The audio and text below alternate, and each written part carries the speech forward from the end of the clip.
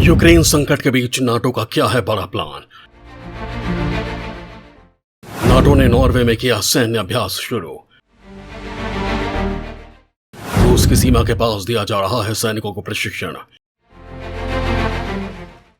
रूस को घेरने के लिए क्या नाटो ने कस ली है कमर। यूक्रेन रूस का युद्ध पूरे विश्व के लिए मुसीबत बन गया है।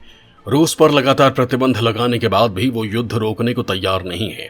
यूक्रेन की हालत दिन ब दिन खराब होती जा रही है।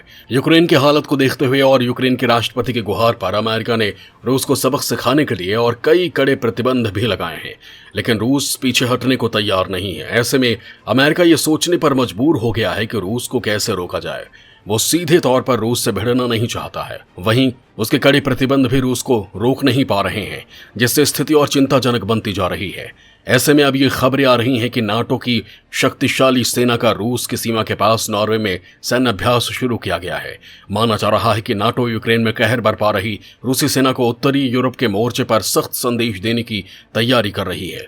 लेकिन इस सैन्य अभ्यास को लेकर नाटो ने दावा किया है कि इस सैन्य अभ्यास का रूस के यूक्रेन में अवैध आक्रमण से कोई संबंध नहीं है। अमेरिकी राष्ट्रपति जो बाइडेन ने कहा कि वो तीसरे विश्व युद्ध के अंत तक नाटो की रक्षा करेंगे, लेकिन वे यूक्रेन में रूस से लड़कर एक व्यापक संघर्ष को बढ़ाने का जोखिम नहीं उठाएंगे और नो फ्लाई जोन स्थापित करने से भी इनकार करेंगे। वहीं रूस को नाटो के दावे पर भरोसा नहीं है। उन्होंने कहा कि युद्ध में किसी तरह की दखलंदाजी युद्ध को भयंकर मोड़ पर ला सकती है, लेकिन इन सब हालातों को लेकर ये सवाल खड़े हो गए हैं कि क्या सच में अमेरिका ने नाटो की सेना को जंग में उतारने का फैसला ले लिया है। आखिर क्या वजह है जब पूरे विश्व के हालात इतने गंभीर बने हुए हैं और नाटो ऐसे सैन्य अभ्यास को अंजाम देने की तैयारी कर रहा है। क्या अमेरिका के इस सैन्य अभ्यास के पीछे कोई और मकसद छिपा है। आखिर क्या है अमेरिका की इस युद्ध को लेकर रणनीति। हम जानेंगे इन सभी सवालों के जवाब, लेकिन उससे पहले जान लेते हैं कि नाटो सेना की ताकत क्या है और इस सैन्य अभ्यास को लेकर नाटो और नॉर्वे में क्या तैयारी की गई है। नॉर्वे में नाटो का जोरदार शक्ति प्रदर्शन शुरू।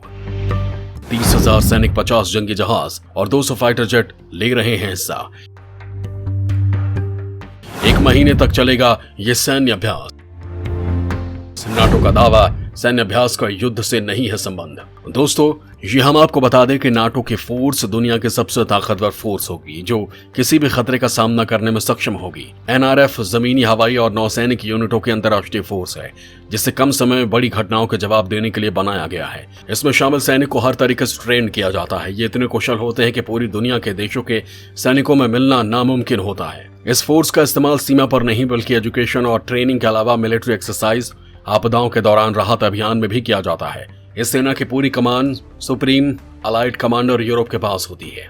इस फोर्स के सैनिकों को सिर्फ 12 महीने तक ही सर्विस देनी होती है। उसके बाद इसके सैनिक को संबंधी देश की सेना में वापस भेज दिया जाता है। नॉर्थ अटलांटिक काउंसिल की मंजूरी मिलने के बाद इस फोर्स को दुनिया के किसी भी स्थान पर तैनात किया जा सकता है। फिलहाल यूक्रेन में चल रही भीषण संधि के बीच उत्तर अटलांटिक संधि संगठन ने रूस की सीमा के पास नॉर्वे में जोरदार शक्ति प्रदर्शन शुरू किया है। इस सैन्य अभ्यास में 30,000 सैनिक, 50 जंगी जहाज और 200 फाइटर जेट हिस्सा ले रहे हैं। नाटो ने नॉर्वे में एक एयरक्राफ्ट कैरियर, एक डिस्ट्रॉयर जहाज और एक परमाणु ऊर्जा चालित अटैक सबमरीन को भेजा है। नाटो के सेना में 30,000 सैनिक 28 यूरोपीय देशों और अमेरिका के हैं। बताया जा रहा है कि अभ्यास सोमवार को शुरू हो गया था। इस अभ्यास के महत्व का अंदाजा इस बात से लगाया जा सकता है कि नॉर्वे की 200 किलोमीटर जमीनी सीमा रूस से लगती है। इस अभ्यास को कोल्डी रिस्पॉन्स नाम दिया गया है। यह अभ्यास रूस की सीमा से मात्र कुछ 100 किलोमीटर की दूरी पर हो रहा है। अभ्यास के दौरान ये सैनिक नॉर्वे के समुद्र तटीय इलाकों में जंगी जहाज से उत्तर छापा मारने का अभ्यास करेंगे। इस अभ्यास के दौरान aircraft carrier HMS prince of Wales से भी हिस्सा लेंगे और उसके साथ फ्रिगेट HMS रिचमंड समेत कई घातक जंगी जहाज हिस्सा ले रहे हैं।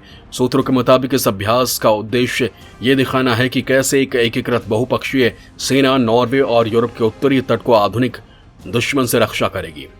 ब्रिटेन का इस अभ्यास में हिस्सा लेना यह दर्शाता है कि वो यूरोप की सुरक्षा और नाटो सहयोगियों के साथ मजबूत रिश्तों के लिए प्रतिबद्ध है। ब्रिटेन के कमांडो फोर्स के प्रभारी ब्रिगेडियर रिच कांट्रेल ने कहा कि नाटो को एक गठबंधन के रूप में सभी तरह के पर्यावरण में हर चीज के लिए तैयार रहना चाहिए। यह हमारे लिए जरूरी है कि हम नॉर्वे की मदद करें और यही वजह है कि हम आर्कटिक में अक्सर अभ्यास करते रहते हैं। समुद्री कार्रवाई के साथ साथ इस अभ्यास के दौरान हवाई अभियान को भी किया जाएगा। इस बीच नाटो ने दावा किया है कि सैन्य अभ्यास का रूस के यूक्रेन में अवैध आक्रमण से कोई संबंध नहीं है। नाटो ने कहा कि इस अभ्यास की योजना व्लादिमीर पुतिन के यूक्रेन पर हमले के आदेश से पहले ही बना ली गई थी। रूस को इस अभ्यास में पर्यवेक्षक का दर्जा दिए जाने के प्रस्ताव को खारिज कर दिया है। नॉर्वे की सेना ने कहा कि उसने रूस की सेना और रक्षा मंत्रालय को पूरी सूचना दे दी है। नॉर्वे ने यह भी कहा कि गलतफहमी पैदा होने से बचने के लिए उसने रूस को यह सूचना दी है। यह अभ्यास हर साल होता है और अप्रैल में खत्म होता है। फिलहाल यूक्रेन और रूस के युद्ध की बात करें तो नाटो और नॉर्वे की सरकार ने रूस पर किसी तरह की सैन्य कार्रवाई को लेकर इनकार किया है। लेकिन साथ में यह भी सवाल है कि क्या सच में इस सैन्य अभ्यास का मुख्य उद्देश्य नाटो देशों को खुद का बचाव करना है या फिर अभ्यास के पीछे कुछ और मकसद छिपे हैं। क्योंकि वर्तमान के हालात ऐसे सैन्य अभ्यास को और बढ़ावा देने के संकेत माने जा रहे हैं।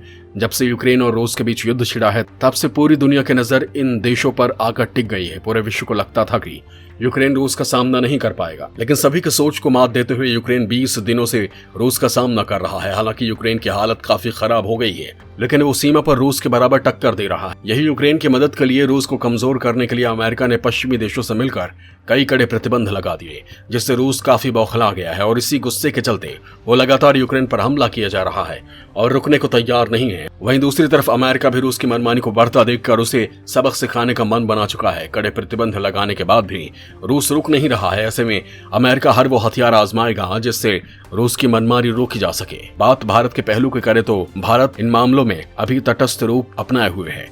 भारत शुरू से ही युद्ध को रोकने के लिए कूटनीति के रास्ते को अपनाने की बात कहता आया है। इसे लेकर भारत के प्रधानमंत्री नरेंद्र मोदी ने यूक्रेन के राष्ट्रपति वोलोडिमिर जेलेंस्की और रूस के राष्ट्रपति व्लादिमीर पुतिन से बात कर चुके हैं और कहा कि बातचीत से ही मसला सुलझाया जा सकता है। लेकिन फिलहाल कूटनीति के तौर पर भी बात बनती दिखाई नहीं दे रही और युद्ध लगातार जारी है। यूक्रेन की हालत काफी खराब हो चुकी है। विश्व की महाशक्तियों के तमाम कोशिशों के बाद भी रूस हमलों को नहीं रोक रहा है। ऐसे में नाटो के सैन्य अभ्यास को लेकर ये दावे किए जा रहे हैं कि कहीं अमेरिका इस सैन्य अभ्यास के जरिए कोई और प्लान को अंजाम देने की तैयारी तो नहीं कर रहा है। अगर ऐसा हुआ तो युद्ध की तस्वीर शायद कुछ और ही होगी।